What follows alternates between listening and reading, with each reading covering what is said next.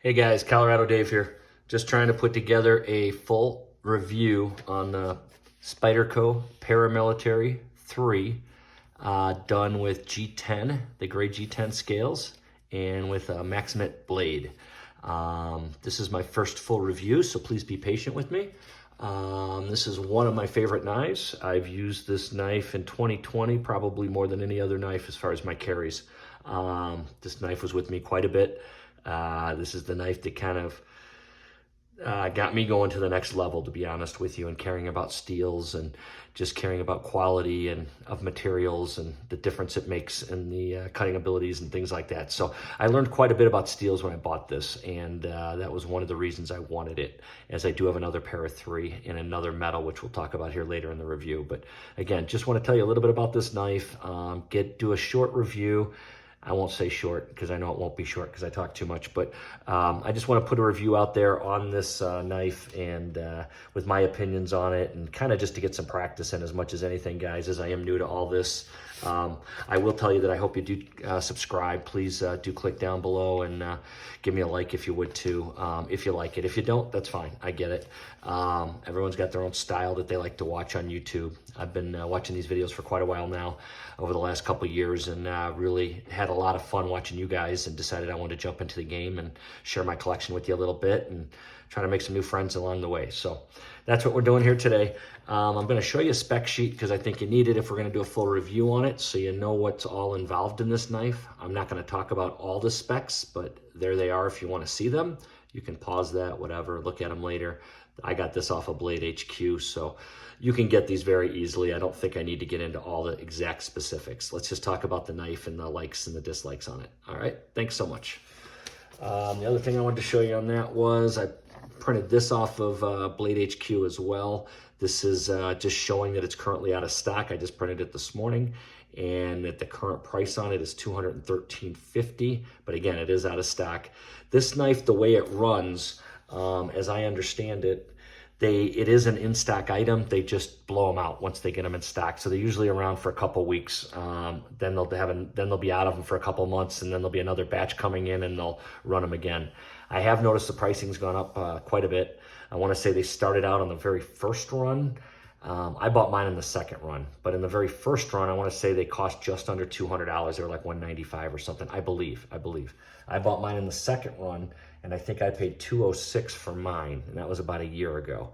Now it looks like they're at like $213.50. Hopefully they don't go up again, but I guess from what I understand, the Maxmet's really, really hard to work with. That's part of the reason of the expense, obviously the expense of the material, but it's also very difficult still to work with. And Spyderco has found a way to master it, and they're doing a great job with it, and they are starting to mass produce it, as you can see in some other knives as well. But I think there's a cost to all that, so I'm assuming that's what's jacking the cost up. But I will tell you, if you do care about steels and you want to try some nicer steels, and and just play in that world a little bit, this is a good way to do that.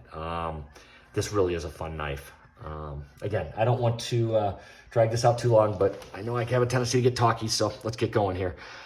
This knife here, the Para 3, this in my collection, probably when I started out with, let's do some comparisons actually. Let's start out with a few comparisons. My very first Spyderco that was really lame, wasn't it? Let's look at this one. Let's do a better job of that. Let's open that up and let's look at the drop shuttiness. This one really does drop shut nice. This was my very first Spyderco, and that is the Paramilitary 2. Let's put it up against the 3 so you can see it for size comparisons, which most of you know, I think, out there. But if you are looking at this for the first time, you might not. This is the Paramilitary 2. This is the Para 3. There is also a paramilitary, and that's larger than the Paramilitary 2. I do not have one of those.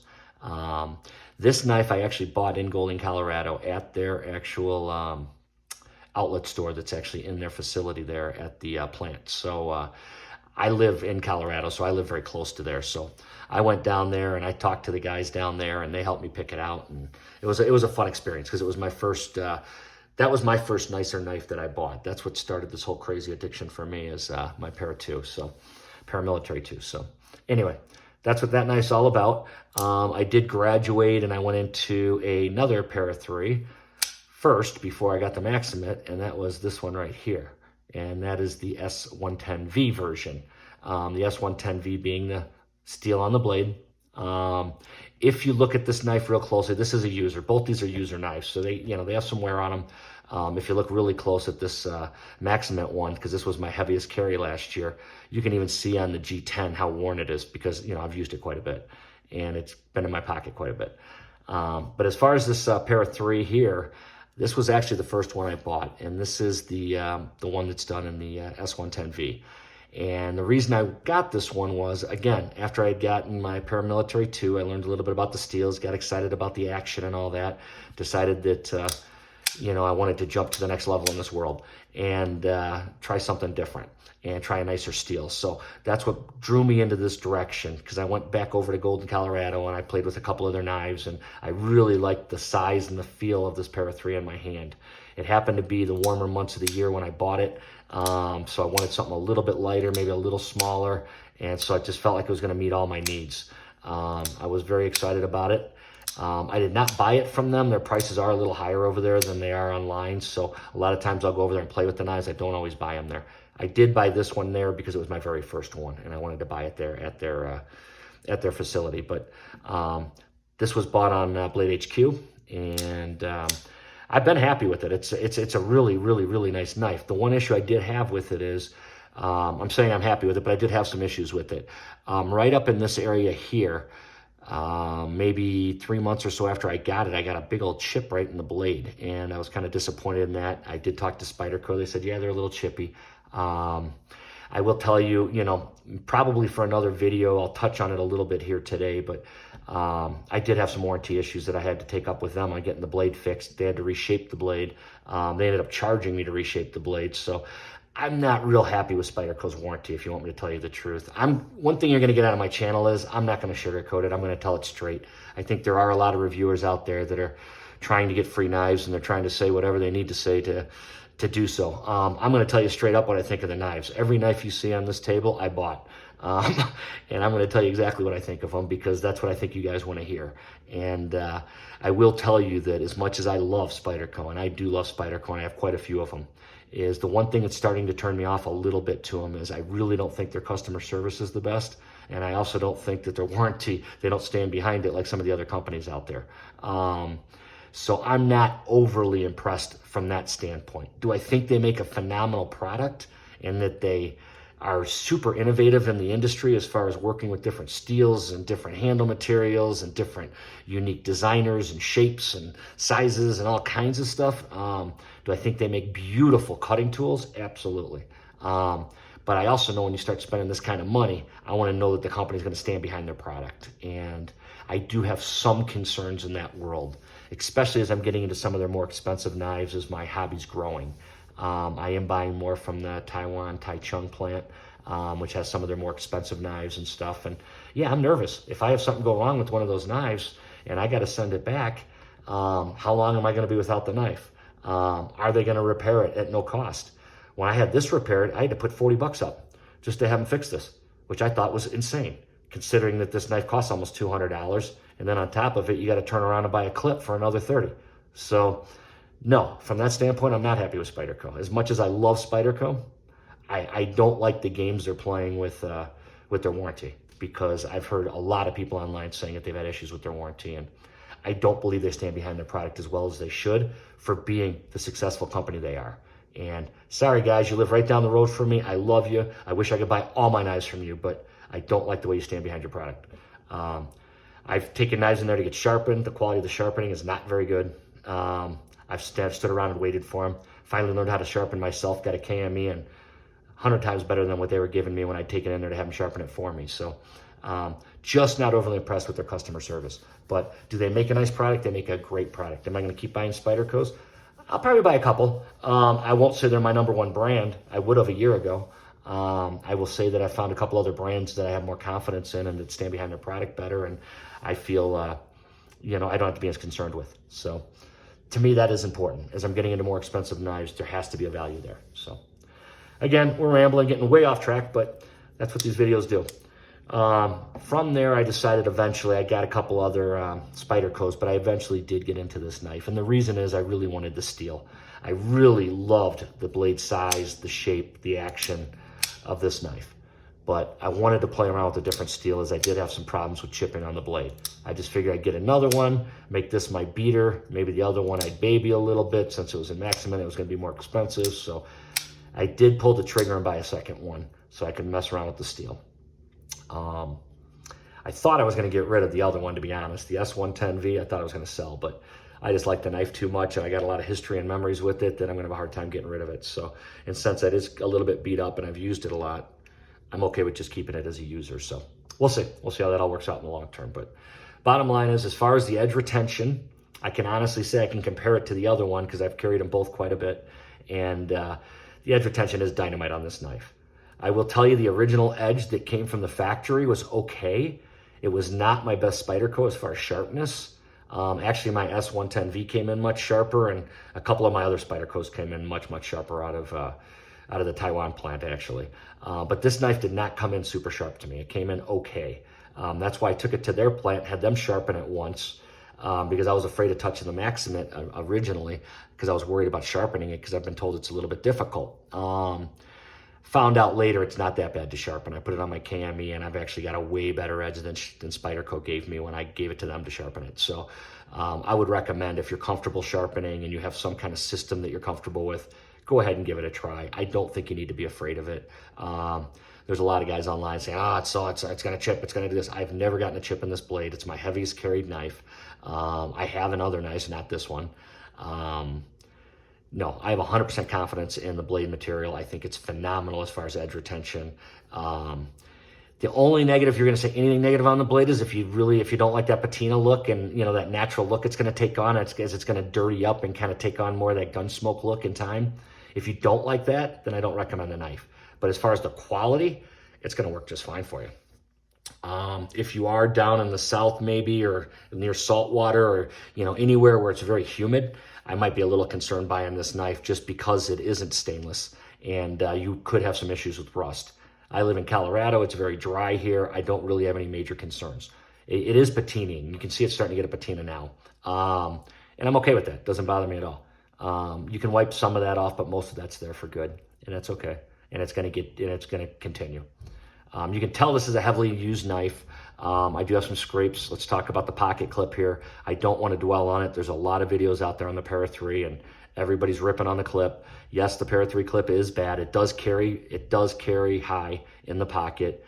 I am not one that has to have a deep carry pocket clip. For this knife, you do have to have this clip. This particular one is the KC Lynch. There's also an MXG version. I've held one of those. I don't own that version of the clip, but I have held one with it. I think this is a better clip, the KC Lynch. I think ergonomically, I think it fits better in the hand. I think it's much more comfortable. There's no hot spots on it. I actually like it better than the Spyderco clip that it came with. Sits really well in the pocket. You can see mine scratched up. I do use this knife. This is definitely a user. So as far as the G10, when you first get it, the G10 is very sticky on this knife. So it can be a little rough in the pocket, taking it in and out of the pocket. As it breaks in though, it really smooths out. And it's comfortable. Not smooth to the point of where it's slippery in your hand, but smooth to the point of where it's comfortable and it slides in and out of your pocket nicely. But when you need that grip, you have it.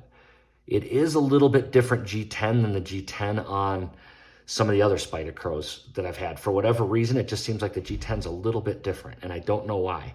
But it just feels slightly different.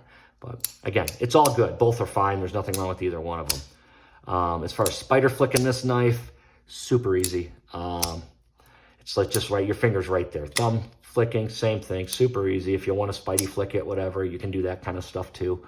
All that stuff. This is just a super fidget-friendly knife. A great carry size for an everyday carry. I do highly recommend it, especially if you're just starting to get into some nicer knives and you want to carry something in your pocket that you think is going to be a good tool. I'm confident when I have this in my pocket that anything that comes up, I can take on with this knife. I'm not afraid to be rough with it, as well as just do some basic, easy tests as well. But this can definitely take some hardcore cutting as well. Don't be afraid to use that metal. It can take it. Anyway, that's pretty much all I have. I'm going to do a couple more comparisons just because I brought a couple Spydercos out. We may as well look at them size-wise. But the Para 3, obviously, this is the Caribbean. The Caribbean's a much larger knife. It's a unique knife to itself. Love it for another day. That's the Caribbean. This is the Capara, another knife that I just absolutely love. This is one of my all-time favorite knives in the Spyderco world. Great knife. Love the carbon fiber. Love the blade shape. This is a really slicey knife. This is a little slicier than the Para 3, but it's a bigger blade, so it's not for everybody. I use this one a lot for food prep. I do, and I know people say that, they allure to the fact that it's good for food prep. I do mess around with it in the kitchen a little bit. I also do use it just as an EDC, everyday carry, as it's awesome for that as well. This thing going through cardboard is like awesome, as well as going through whatever, any kind of paper, plastic ties, whatever. It's a great knife. Really nice knife. We already looked at it with the Para 2. Let's look at it up against the Spidey Chef, excuse me. There's my Spidey Chef. This is a heavy used knife as well. Again, I camp a lot. I do a lot of camping and stuff. Over the last year, I did quite a bit of camping. This was one of my main kitchen knives. I use this when I'm on the road camping in the kitchen quite a bit. Just the sheer convenience of it. I had it in my kitchen in the camper, and I just pull it out all the time and use it, with food and stuff. So this one's a little bit beat up, but you know what? Great knife made out of the LC 200N. So it's, almost 100% rust proof. Great quality knife. Let's see what else we got here, Spyderco wise. Let's put it up against the, this is the Sage 5 Lightweight. This is probably a really underestimated knife in the industry, in my opinion, an underestimated Spyderco. This is a really good everyday carry. To be honest with you, this knife does everything this does just as well, maybe even better. And the only reason I say that is because this thing's a little lighter and the action is just as smooth as that is. This is even better. The action's just phenomenal on this thing. If I could flick it, we'd be fine. But no, the action's just drop shut. Really nice. It's just what kind of action you prefer. This is also a little bit lighter. It's the only knife that I own. I think it's the only one I own that's in FR on scales. And I was nervous about it because I don't like plasticky scales. And this one feels really good. This is one of I call it my summer knife because I love to wear it with shorts, gym shorts, that kind of stuff. Because to me, I've owned 2 bug outs and broke them both. I just have not had good luck with the Benchmade bug out. Whatever reason, that Omega spring, it snapped on me both times. So the bug out is not the answer for me for a summer knife. If I want something lighter in my pocket, this is the knife. I would put this up against the bug out all day long. I think this is a better knife. That's just my opinion. I think the bug out's overpriced and overrated for what it is. Sorry guys, I'm just not a huge bug out fan. But I do like Benchmade. I'm just not a huge bug out fan. Anyway, that's the comparison on that one. And we already looked at the Para 3. I guess the last one we'll look at here is let's look at the Ikuchi. Ikuchi's going to be a little bit bigger. This is a fun knife. This Ikuchi is a lot of fun too. To me, it's like the ultimate steak knife. You go out for a nice dinner with a friend and you pull this out of your pocket and decide, you want to cut your steak. You tell the waiter, no, thank you, sir. I don't need a knife. And you pull this out of your pocket, you're going to look pretty damn cool, in my opinion. This is made by Paul Alexander. This is another designer collaboration with Spyderco. I do like his work. I'm trying to remember the other knife he made. I'm drawing a total blank, but he made another one too, and I'm drawing a blank on what it is. But anyway, I do like him, and I like this knife. This knife's a lot of fun. It's just different. It's very different. It's got a very different action to it. It's got this kind of zip lighter kind of thing going on here, but it's fun.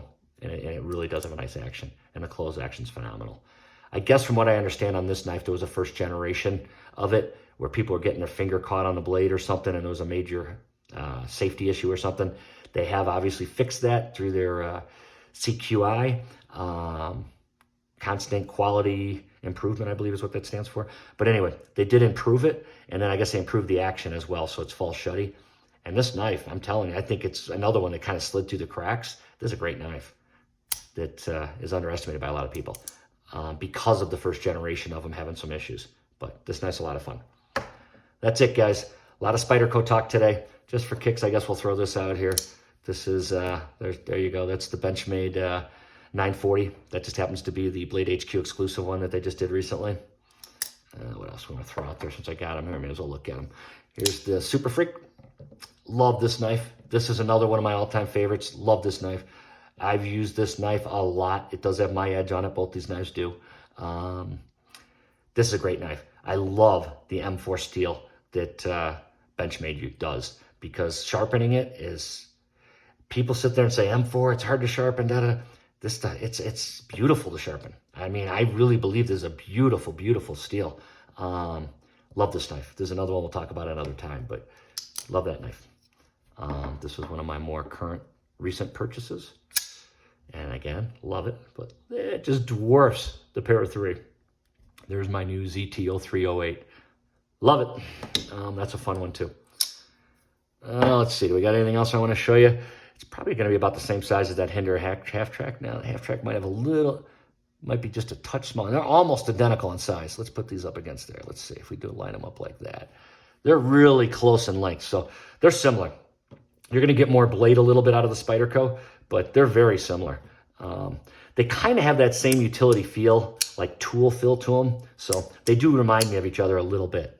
Another knife that I'd put in that same world size-wise and quality-wise would be the Medford right here. This is my most recent knife. I just got this on Monday, and I'm loving it. I have been carrying it, and I really, really like it. It's a lot of fun. But again, I would put it in the same league as this kind of knife. The advantage of the Para 3 here is, you know, you do have that nicer steel on it. You do have that Maxmet steel on it.